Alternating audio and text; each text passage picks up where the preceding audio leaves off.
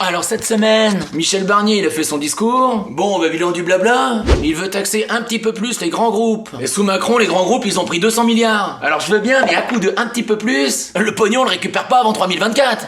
Il a parlé de taxer les très riches, mais ça concerne que les ultra riches. 0,3% des ménages. Je sais pas si c'est en taxant 15 personnes que tu vas rembourser la dette, Michel. Ensuite, tu vas piocher dans les retraites, et le prix des complémentaires santé va augmenter. Bon bah y a pas que les riches qui vont payer, Michel. Michel il nous fait des tours de passe-basse. Regardez cette petite taxe sur les riches. Et derrière, bim, grosse taxe sur les pauvres. Merde. Après ça fait longtemps que je suis plus surpris, hein. Mais ils font même pas l'effort d'être créatifs dans leur médiocrité. Et le Michel il a encore sorti sa fameuse excuse. C'est à cause du mec d'avant. Alors là Michel c'est non, hein. Vous arrêtez ça immédiatement, hein. Parce que Macron il disait que c'était de la faute de Hollande. Lui-même il disait que c'était de la faute de Sarkozy. Donc ça va remonter jusqu'où leur histoire? Jusqu'à Pépin le Bref. Merde. C'est fatigant, hein. Sinon c'était aussi la semaine de Gérald Darmanin. Est-ce qu'il va nous surprendre lui? Parce que lui aussi nous a dit que le budget avait été mal géré par le gouvernement d'avant. Mais c'était toi le gouvernement d'avant, Trouduc.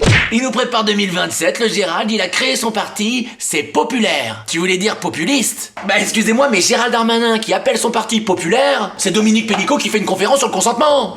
Et apparemment maintenant il veut donner des papiers aux étrangers. Ça y est, maintenant il est de gauche, Moussa Darmanin. C'est technique, hein. Donc soit Gérald il a toujours été de gauche et il s'est foutu de notre gueule depuis le début, soit il est pas vraiment de gauche et il se fout de notre gueule maintenant. Dans les deux cas, on a un nouveau membre du RV, les retourneurs de veste. Rachida Dati, Éric Ciotti, Manuel Valls. Vous avez un nouveau petit copain.